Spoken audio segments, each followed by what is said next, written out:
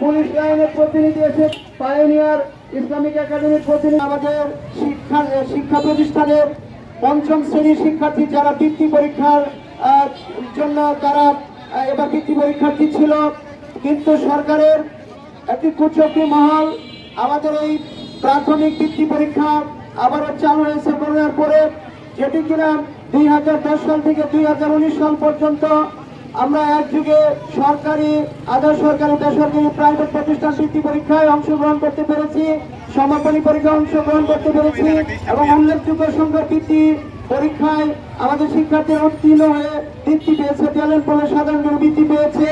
কিন্তু করোনার পরে এই বছর প্রথম 2025 সালে আবারও যখন বৃত্তি পরীক্ষার পঞ্চম শ্রেণীতে বৃত্তি পরীক্ষার ব্যবস্থা চালু করা হলো, দুঃখজনক ভাবে আমাদের এই কিন্ডারগার্টেন স্কুল, প্রাইভেট স্কুলগুলোকে বাদ দিয়ে শুধুমাত্র সরকারি স্কুলের শিক্ষা প্রতিষ্ঠানের যে শিক্ষার্থী তাদেরকে বৃত্তি দেওয়ার সুযোগ করার একটা প্রজ্ঞাপন জারি করা হয়েছে 17 জুলাই।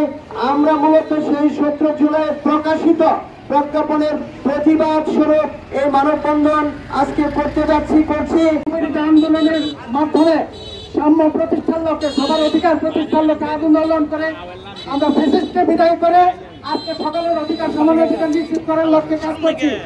আজকে এই কোমলমতি শিক্ষার্থীদের সঙ্গে এই বৈষম্য করে আমার প্রশ্ন সরকার বাহাদুরের কাছে, আমার প্রশ্ন, কেন এই শিক্ষার্থীদের মধ্যে দুই ভাগ করে বিভক্ত করে তাদেরকে বিপদে ঠেলে দেওয়া হলো? আমরা আবেদন রাখতে চাই বাংলাদেশ কিন্ডারগার্টেন অ্যাসোসিয়েশনের পক্ষ থেকে এই বৈষম্য দূর করে এই কোমলমতি শিক্ষার্থীদের শিক্ষার অধিকার, বৃত্তির অধিকার সবার সমান হারে প্রতিষ্ঠিত করা হোক। আমি বিনীতভাবে সরকারকে জানাতে চাই আজকের এই সভার মাধ্যমে, আমাদের প্রেস মিডিয়ার মাধ্যমে, যে কাদের ইন্ধনে, কাদের ষড়যন্ত্রে আজকে এই কোমলমতি শিক্ষার্থী এবং স্কুলের মধ্যে মত পার্থক্য তৈরি করে দেওয়া হলো, বিভাজন তৈরি করে দেওয়া হলো, এই ঐক্যের মধ্যে অনৈক্য কাদের ইন্ধনে সৃষ্টি করে দেওয়া হলো, তাদেরকে খুঁজে বের করে তাদেরকে শাস্তির আওতায় আনা হোক।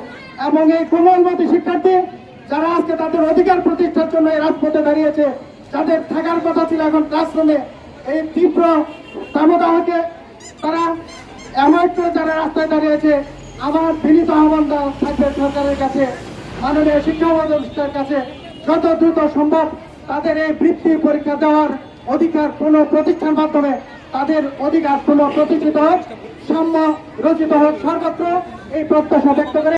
এই বৈষম্য রেখেই যদি দেশে আইন চলে, তাহলে ছাত্ররা এই এত বড় আন্দোলন করে 5 জুলাই 24-এ কি লাভ হইল আমাদের?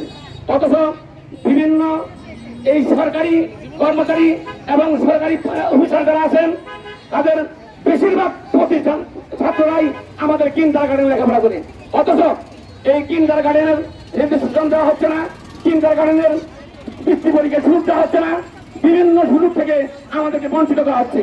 সেই অধিকারগুলো যাতে আমাদেরকে ফিরিয়ে দেওয়া হয় সেই আশা ব্যক্ত করছি।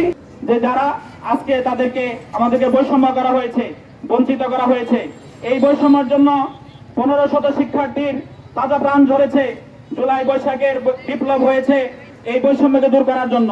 সেই রক্তের দাগ না শুকাতেই আবার বৈষম্য শুরু হয়েছে।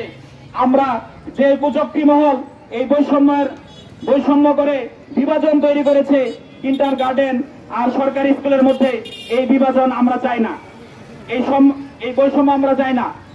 এই বৈষম্য দূর করার জন্যই আমরা যথাযথ কর্তৃপক্ষের কাছে জানান দিতে চাই যে শিক্ষা সবার জন্য অধিকার, এই মৌলিক অধিকার সবার জন্য, এখানে বৈষম্য চলবে না।